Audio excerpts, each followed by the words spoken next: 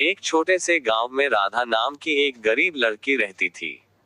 वह बहुत ही सीधी सादी, मेहनती और ईश्वर में गहरी आस्था रखने वाली लड़की थी।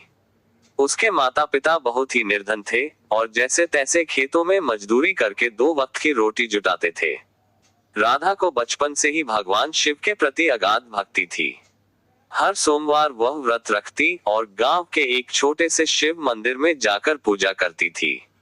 उसके पास पूजा के लिए कुछ विशेष सामग्री नहीं होती थी, लेकिन वह अपने खेत से तोड़ी गई बेलपत्र और पास की नदी से लाया गया जल चढ़ाकर भगवान शिव की आराधना करती थी। उसके मन में बस एक ही भावना थी, भक्ति। एक दिन गांव में बड़ी धूमधाम से शिवरात्रि का आयोजन होने वाला था। सभी गांव वाले अच्छे वस्त्र पहनकर मंदिर में दर्शन करने जा रहे थे।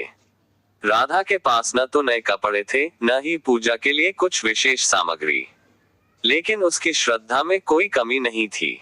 वह अपनी पुरानी साड़ी पहनकर नदी से जल लाकर बेलपत्र तोड़कर शिव मंदिर पहुंची।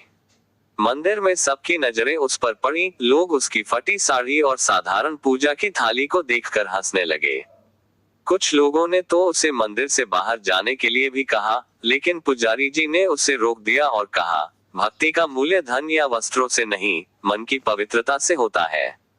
राधा ने आंखें मूंद कर भगवान शिव की सच्चे मन से पूजा की। उसने शिवलिंग पर जल चढ़ाया, बेलपत्र अर्पित किए और आंखों में आंसू लिए बस एक ही प्रार्थना की, हे भोलेनाथ, मेरे माता पिता को हमेशा सुखी रखना और मुझे कभी भी भक्ति से दूर मत करना।